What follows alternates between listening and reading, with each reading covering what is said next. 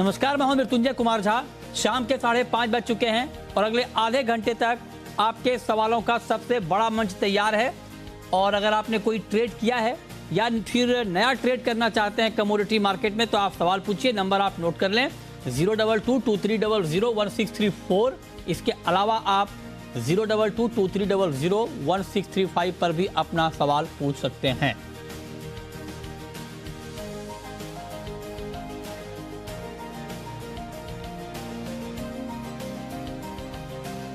और चलिए हम सबसे पहले बात करते हैं गेहूं एक्सपोर्ट को लेकर। और एक्सपोर्ट को लेकर खबर ये आई है कि थोड़ी राहत भरी खबर है। एक्सपोर्ट को लेकर खबर ये है कि 13 मई तक जो रजिस्टर्ड खेप है, जो रजिस्टर्ड कंसाइनमेंट है, उसका एक्सपोर्ट हो सकेगा। ये क्लैरिफिकेशन आया है।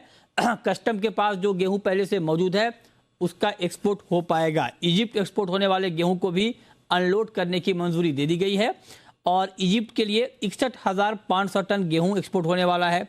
एक्सपोर्ट बैन के बाद कांडला पोर्ट पर करीब 4,000 ट्रक फंसे होने की खबर आई गेहूं से लदे हुए, क्योंकि वहां पर अनलोडिंग की दिक्कत आ रही थी। जरा तस्वीर दिखाइए। ये तस्वीर हमने कल आपको दिखाई थी कांडला पोर्ट की, और एक्सपोर्टर के बीच बड़ी इसको गहमा गहमी थी इसको लेकर के, और बड़ा मुश्किल बता रहे थे। कई सारे एक्सपोर्टर से हमारी बात हुई और उनका ये कहना था कि बड़ी दिक्कत हो रही है एक्सपोर्ट बैन के बाद, क्योंकि जो ट्रक वहाँ पर पहुँच चुका है उसकी अनलोडिंग नहीं हो रही है, लंबी लाइनें लग गई हैं। ये तस्वीर देखिए कांडला पोर्ट की है, जो हमने आपको कल भी दिखाई थी। उसके बाद अब ये ताज़ा खबर आई है कि 13 मई तक जो रजिस्टर्ड कंसाइनमेंट है, जो खेप है, उसका एक्सपोर्ट हो सकेगा, उसकी अनलोडिंग पोर्ट पर हो सकेगी। इस खबर के बाद अब थोड़ी राहत वाली बात यह है कि अब वहाँ पर धीरे धीरे हालात काबू में आ जाएंगे। ट्रकों की जो लंबी लाइनें हैं वो अब कम हो जाएंगी। ग्राउंड सिचुएशन इस वक्त क्या है ये बताने के लिए हमारे साथ राजू खंडेलवाल साहब जुड़ रहे हैं, जो कि गेहूं के एक्सपोर्टर हैं। राजू जी, बहुत बहुत स्वागत है आपका। ये खबर आने के बाद कि 13 मई तक रजिस्टर्ड कंसाइनमेंट का एक्सपोर्ट हो पाएगा, ये कितनी बड़ी राहत है आप लोगों के लिए? मैं आपको बताता हूँ कि जैसे कि ऊपर से जो न्यूज आई है, जो अभी तक इंफॉर्मेशन आई है कि इजिप्ट के सिर्फ एक जहाज के लिए परमिशन दी गई है। सिर्फ इजिप्ट के एक जहाज के लिए दी गई है। बाकी वहां पे एक्चुअली लोडिंग में 6 बेजल थे, 6 जहाज थे, लेकिन उनमें एक ही जहाज की मिली है। पहली बात तो ये है। ऊपर से वहां पे करीबन 4,000 नहीं है सर, लगभग 5,000 ट्रक होंगे कम से कम। और कम से कम साथ में 15-16 रैकें भी वहां पे खड़ी हुई हैं, जो वहां पे अनलोड वहां पे और भी मतलब जो इम्पोर्टर हैं वो नहीं करवा पा रहे हैं। अच्छा जी। नहीं, तो लेकिन एक तो जी हाँ। मैं आपको ये बताना चाहता हूं सर कि जो मतलब डिसीजन आया है गवर्नमेंट का, ठीक है, एक्सपोर्ट उन्होंने बंद किया है, ठीक है, उन्हें कर लेना चाहिए, वो उसमें कोई बुराई नहीं है। लेकिन पर इसमें जो समस्या ये है कि जो कम से कम 15 लाख टन के लगभग जो पोर्टों पे माल पड़ा हुआ है, कम से कम उन्हें तो परमिशन दी जाए। नहीं, जो पोर्ट पर देखिए, बहुत महत्वपूर्ण बात आपने कही है। इस पर मैं थोड़ा और आपसे क्लैरिटी चाहता हूं। आप कह रहे हैं कि 15 लाख टन गेहूं जो पोर्ट पे पड़ा हुआ है, तो क्या आप ये कह रहे हैं कि जो 15 लाख टन गेहूं पोर्ट पर पड़ा हुआ है, ये सारा गेहूं एक्सपोर्ट नहीं होगा?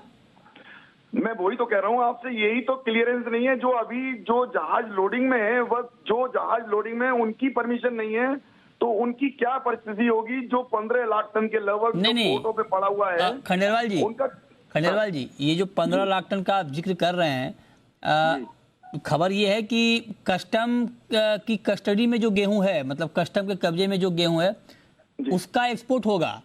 तो क्या ये 15 लाख टन गेहूं अभी कस्टम की कस्टडी में नहीं है, उससे कम है? मैं आपको बताता हूँ सर, देखिए मैं आपको थोड़ा सा ब्रीफिंग 15-20 सेकंड का है।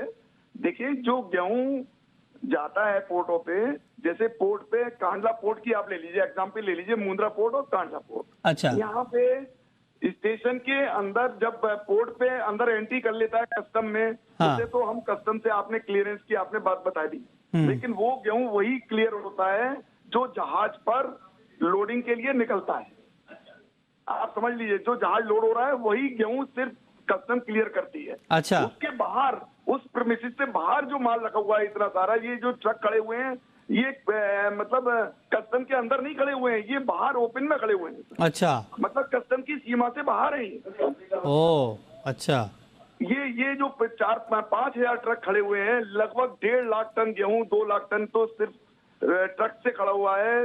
15 या 16 रैकें वहां पे रेलवे डिपार्टमेंट की वहां पे अनलोडिंग के लिए तैयार नहीं है। और भी जो भी एक्सपोर्टर हैं, अच्छा, मैं भी एक्सपोर्ट करता हूं, लेकिन मेरी समस्या थोड़ी छोटी है, लेकिन और लोगों की बहुत सारी बड़ी समस्याएं हैं।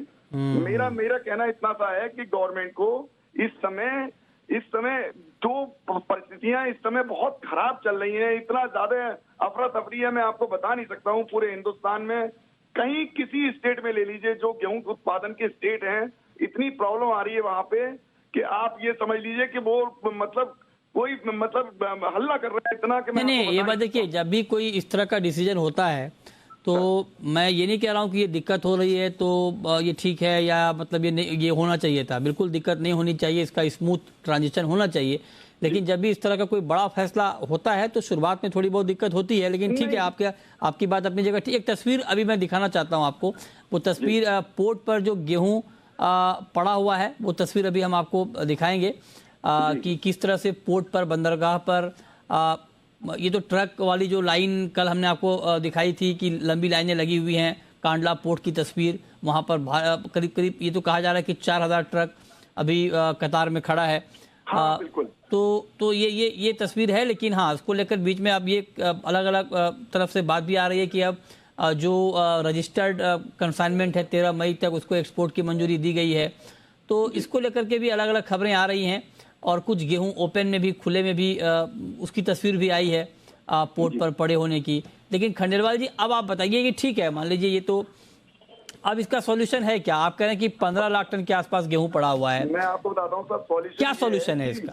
सॉल्यूशन ये है कि सब जो कांडला पोर्टों पे जो गेहूं वहां पे है, उतनी परमिशन गवर्नमेंट को देनी चाहिए कि कम से कम आप ये गेहूं एक्सपोर्ट कर लीजिए जो पोर्टों पे कम से कम है। जो वहां पे ट्रकें खड़ी हुई हैं या रैकें खड़ी हुई हैं, वहां नहीं उतर रही हैं। आप बिलीव नहीं करेंगे, पूरे देश में अफरा तफरी चल रही है सर। अब बहुत परेशान है लोग सर, और इसको ये गवर्नमेंट को इसमें सिर्फ परमिशन वो देनी चाहिए कि कम से कम जो पोर्ट पे माल है, कम से कम उतना तो एक्सपोर्ट हो जाए।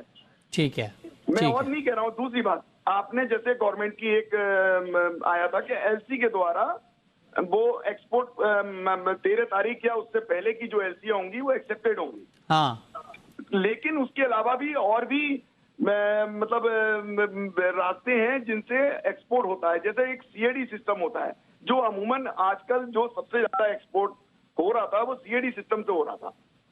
तो सीएडी वो भी मतलब गवर्नमेंट के मतलब वो बैंक के थ्रू ही मतलब पेमेंट होता है उसका, लेकिन उसमें एलसी नहीं खुलती है। बाकी सारे डॉक्यूमेंटेशन, मेल और सारे मतलब एग्रीमेंट सारे होते हैं। लेकिन उसमें अब वो समस्या ये है कि सभी एक्सपोर्टर इसमें यूं परेशान है कि वो सीएडी से कर रहे थे और इसमें अलाउ सिर्फ एलसी किया गया है। अच्छा, तो कम से कम उस दूसरे भी जो रास्ते हैं, उनके भी जो रास्तों से जो एक्सपोर्ट हो रहा था, उनको भी परमिशन दी जाए। ओके, और देखिए, चलिए, बहुत बहुत शुक्रिया खंडेलवाल जी आपका हमारे साथ जुड़ने के लिए, इस खबर पर अपनी राय देने के लिए। तो इस खबर पर हमारी नजर बनी हुई, आगे जो भी अपडेट होगा गेहूं को लेकर वो हम आप तक पहुंचाएंगे। लेकिन अब रुक करते हैं दूसरी महत्वपूर्ण खबर का। दूसरी महत्वपूर्ण खबर ये है कि कॉटन की बढ़ती कीमतों पर एक महत्वपूर्ण मीटिंग हो रही है इस वक्त दिल्ली में इंडस्ट्री के लोगों के साथ, कपड़ा मंत्रालय की। क्या कुछ अपडेट है, ये बताने के लिए हमारे संवाददाता अमरीश पांडे इस वक्त जुड़ रहे हैं। बताइए अमरीश, क्या चल रहा है इस वक्त? संजय, देखिए, मीटिंग पॉइंट पे सारे लोग इकट्ठा हो चुके हैं, जिसमें कि किसानों के संगठन, इंडस्ट्री बॉडी के लोग, जो संगठन किसानों या इंडस्ट्री के बीच में डील करते हैं वो, इसके अलावा जितने भी एक्सचेंजेस हैं वो, इन सबके कुछ ना कुछ प्रतिनिधि हैं। स्पिनिंग के प्रतिनिधि हैं, यार्न के प्रतिनिधि हैं, टेक्सटाइल्स के प्रतिनिधि हैं और कॉटन इंडस्ट्री के प्रतिनिधि हैं। ये सारे यहाँ पे जुट चुके हैं और अभी अभी उस हॉल में टेक्सटाइल सेक्रेटरी और टेक्सटाइल मिनिस्टर दोनों की एंट्री हुई है।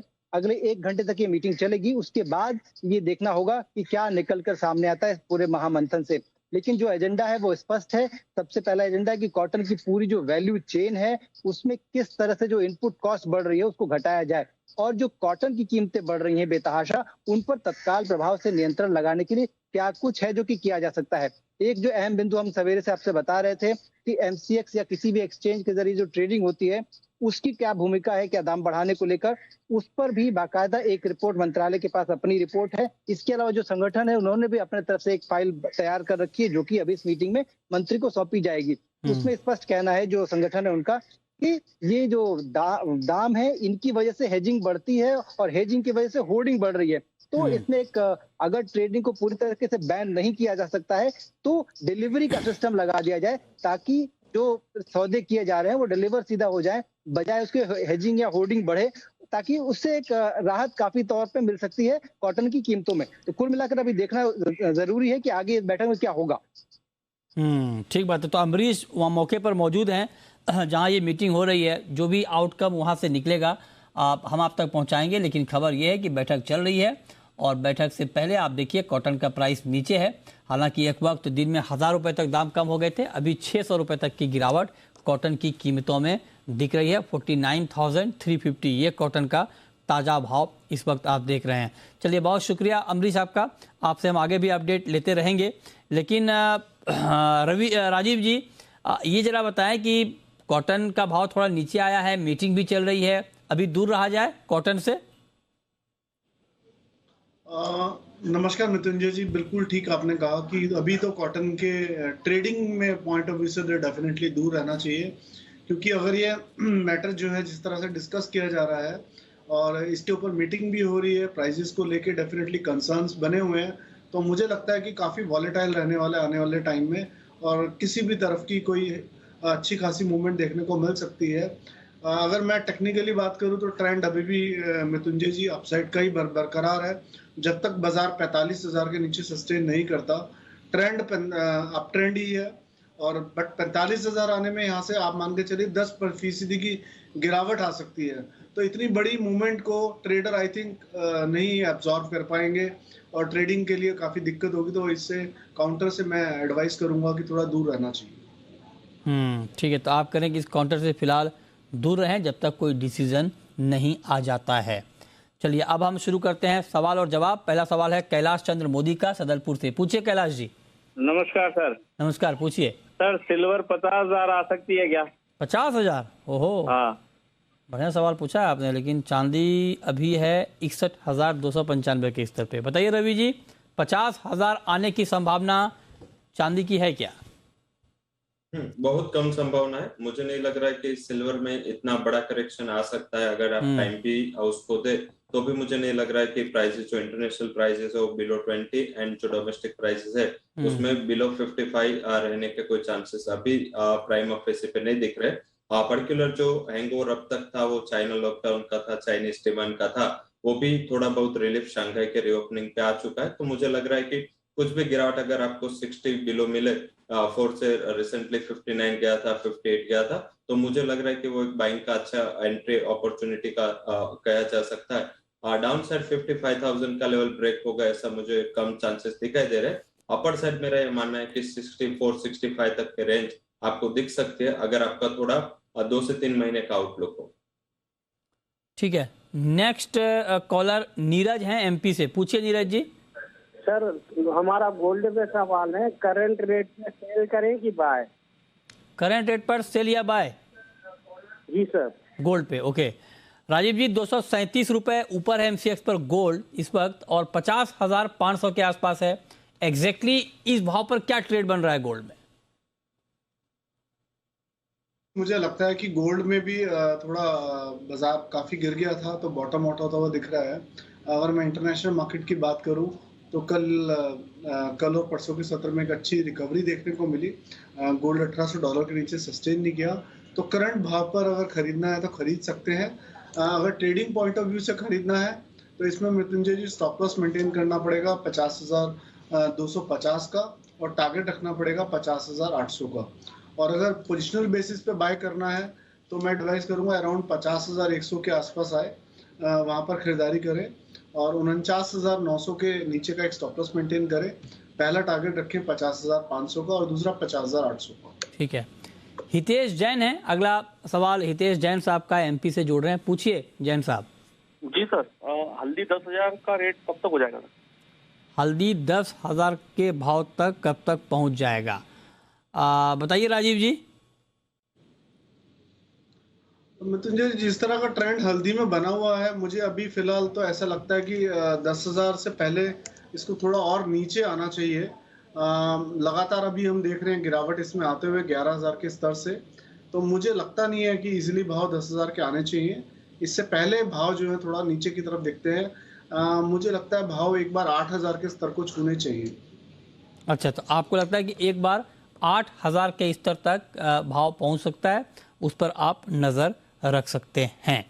ठीक है, अब नेक्स्ट कॉलर हमारे साथ अरविंद जुड़ रहे हैं हिसार से। पूछिए अरविंद जी। नमस्कार सर। नमस्कार, पूछिए। सर ये सिल्वर जब नीचे आती है तो एनालिस्ट सेल करवाते हैं, ऊपर आ गई तो भी कहते हैं 59,000 में बाय करें। क्या मतलब कहाँ बाय करें इसको? नहीं देखिए, ऐसा नहीं है जो बात आप कई बार मार्केट का ट्रेंड ही ऐसा होता है, उसमें आप कुछ नहीं कर सकते हैं। लेकिन हाँ ठीक है रवि जी, मतलब अगर बाइंग करनी हो, फ्रेश बाइंग और थोड़ा सा पोजिशनल पॉइंट ऑफ व्यू से, क्या तब 61,200 का भाव ठीक है या किसी और भाव पर बाई करना चाहिए? अगर हाँ तो वो भाव क्या होगा? जरूर से उसमें क्योंकि शॉर्ट टर्म में देखे तो राइटली पॉइंट ऑफ किया जो क्वेरी आई, इसको गोरिल्ला ट्रेडिंग बोलते हैं। पर्टिकुलर जब ऐसा सिचुएशन नॉर्मल नहीं होता और फंडामेंटल्स वॉलेटाइल होते हैं तो ऐसे प्राइसेस में उतार चढ़ाव होते हैं। तो जो अगर आपका ट्रेडिंग का पर्सपेक्टिव है, 1 से 2 ट्रेडिंग सेशन का पर्सपेक्टिव है, तो आप 61,110 के करीब बाई करें और डाउन साइड स्टॉप लॉस 60,800 का लगाए और 61,880 के टारगेट मैंने रिकमेंड किए। अगर थोड़ा बहुत बियॉन्ड पे जा सकते तो 60,500 तक के लेवल्स आपको देखने को मिल सकते हैं। अगर आपका पोजिशनल नजरिया है, अगर आप थोड़ा बहुत रुक सकते हैं तो मेरे हिसाब से बिलो 61,000 आप बाय कर ले। 60,000 का एक शॉर्ट टर्म के लिए स्टॉप लॉस लगाए और मेरे हिसाब से 63,000 तक एक लिमिटेड टारगेट वहां पे देखने को मिल सकते हैं। अगर चाइना में रीओपनिंग होता है तो आपको ये जल्दी 63,000 तक के लेवल अप्रोच होते हुए दिखेंगे। ठीक है, प्रहलाद हैं चूरू राजस्थान से। पूछिए प्रहलाद जी। हाँ जी सर, नमस्कार। नमस्कार, पूछिए। सर जी, राजेश जी सवाल है सर जी, अगले 2 महीने में ग्वार में क्या हो सकता है सर? अगले 2 महीने में ग्वार में क्या हो सकता है? ग्वार का भाव आप देखिए कि बहुत ही रेंज में ट्रेड कर रहा है, कोई बड़ी तेजी नहीं, कोई बड़ी मंदी नहीं अभी फिलहाल। तो बताइए राजीव जी, 2 महीने में क्या प्राइस होगा? मृत्युंजय जी, मुझे लगता है कि ग्वार थोड़ा सा नीचे अगर मिलता है अराउंड 59 और 58-50 के पास में, तो एक पोजिशनली बाय किया जा सकता है और इसमें एक स्टॉप लॉस मेंटेन करना चाहिए 5700 से नीचे क्लोजिंग का, और एक अच्छा ट्रेडिंग अपॉर्चुनिटी बन सकता है वापस 6150 6200 के लिए। थोड़ा रेंज बाउंड लगता है ग्वार सीड आने वाले 1-2 महीने के लिए, बट ऐसा लगता है कि इस रेंज में शायद ग्वार सीड कंसोलिडेशन कर रहा है, क्योंकि इसने जो तेजी पकड़ी थी मृत्युंजय जी, वो तेजी स्टार्ट हुई थी अराउंड 3800 के दाम से और वो जाके थमी थी 7200 के दाम पर। तो 7200 से लेके और अभी ये बीच में consolidation phase kind of scenario दिख रहा है मुझे। तो मुझे लगता है कि अराउंड 5850 के आसपास भाव मिले तो खरीदने का एक अच्छा ट्रेड बनेगा 5700 के नीचे के स्टॉप लॉस का, 6150-6200 के ट्रेड के लिए। ठीक है, मुकेश हैं हमारे साथ जुड़ रहे हैं बिलासपुर से। पूछिए मुकेश। सर मेरे को सिल्वर में बाइंग पोजीशन क्या होनी चाहिए सर, और कितने का स्टॉप लॉस लगाना चाहिए सर? बाइंग पोजीशन, आप ये जो सवाल पूछ रहे हैं क्या मतलब आप इंट्राडे के लिए बाय करना चाहते हैं या आपका नजरिया थोड़ा लंबा है? लॉन्ग टर्म के लिए। लॉन्ग टर्म के लिए बताइए दियोरा जी। जरूर से लगातार तीसरा क्वेश्चन सिल्वर पे आया है। काफी ये कमोडिटी ट्रैक में ट्रैक्शन में रही है, तो मुझे लग रहा है कि अगर आपका लॉन्ग टर्म का व्यू है तो आप एक बार 61,000 के करीब सिल्वर में बाय पोजीशन ले सकते हैं। अगर आप थोड़े रिस्क लेना चाहते हैं 60,000 के करीब आप स्टॉप लॉस मेंटेन करें। एंड अपर साइड मेरा यह मानना है कि 63,000 तक के लेवल्स दिख जाएंगे आपको। अगर आप दीपावली तक या मीन्स के 2 से 3 महीने रुक सकते हैं तो मेरा 67,000 का टारगेट रहेगा, बट इमीडिएटली मुझे लग रहा है कि थोड़ा मीडियम टर्म में वो 63,000 तक के लेवल अप्रोच कर सकता है। ठीक है, बाबूलाल हैं नेक्स्ट कॉलर। पूछिए बाबूलाल जी। हेलो जी, पूछें। अजी, आपकी ये स्क्रीन आती है नीचे लिखी हुई है, इसमें पूरे भाव के आते ही नहीं, ग्वार के भाव भी नहीं आते हैं। नहीं, ग्वार के भाव आते हैं सर, बिल्कुल ग्वार के भाव बिल्कुल दिखाते हैं सर हम, और बिल्कुल अभी भी आपको ग्वार का भाव हम दिखाते हैं। एक बार जरा ग्वार फ्लैश कीजिए, और ग्वार पर हम लगातार चर्चा भी कर रहे हैं, अभी ग्वार पर सवाल भी हमने लिया है। कोई सवाल हो तो पूछिए सर। टीवी का वॉल्यूम कम करके सवाल पूछें प्लीज।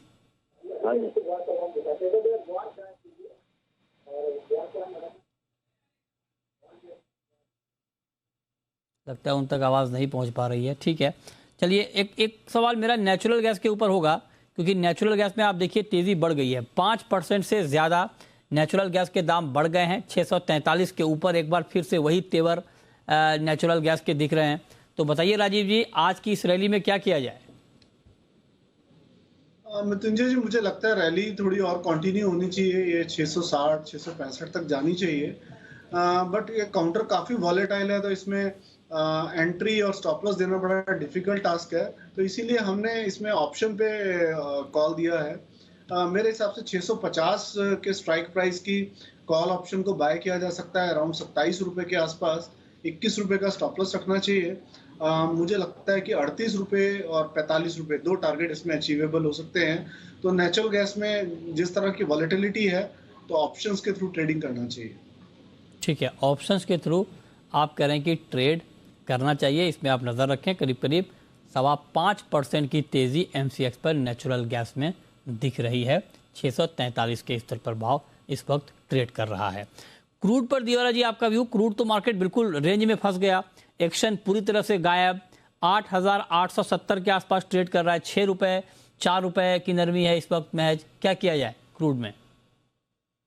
जरूर से आज रेंज बाउंड है, क्योंकि आज ऑप्शन की एक्सपायरी है, तो इस हिसाब से वहां पे एक लिमिटेड मोमेंटम हमें देखी गई है। अदरवाइज इंटरनेशनल प्राइसेस देखे या डोमेस्टिक प्राइसेस देखे, मुझे ट्रेंड अपवर्ड ही लग रहा है। जैसे ही चाइना से न्यूज आया कि शंघाई को फेज वाइज वो लोग ओपन करेंगे, तो इसमें भी एक फेज वाइज तेजी में एक्सपेक्ट कर रहा हूँ। जैसे नेचुरल गैस कोल सारे प्राइसेस फिर से रिवर्स हुए, लेवल स्पेसिफिक बात करें तो मुझे लग रहा है कि जो अभी 8870 के करीब प्राइस चल रहे, थोड़े डिप पे 8830 के करीब आप इसको बाय करें। 8750 का क्लोजिंग बेसिस पे काफी हम सपोर्ट है, इसका स्टॉप लॉस लगाए। मुझे लग रहा है 9000 का लेवल इस टाइम ब्रेक होना चाहिए और 9100 तक के लेवल्स आपको 1 से 2 ट्रेडिंग सेशन में दिखने चाहिए। वैसे यूएस के इन्वेंटरीज के ऊपर काफी फोकस रहेगा, पर मुझे लग रहा है कि ये अपवर्ड ट्रेंड है अभी और यहाँ से तेजी देखने को मिल सकते हैं। ब्रेंट में मैं 120 के लेवल एक्सपेक्ट कर रहा हूँ और डोमेस्टिक मार्केट में 9100 तक के लेवल्स आपको दिखने चाहिए। ठीक है, बहुत शुक्रिया दियोरा जी आपका और राजीव जी आपका जुड़ने के लिए, बताने के लिए कहां पर कमाई के मौके बनेंगे। छोटा सा ब्रेक होगा और ब्रेक के बाद भी खबरें जारी हैं। नमस्कार।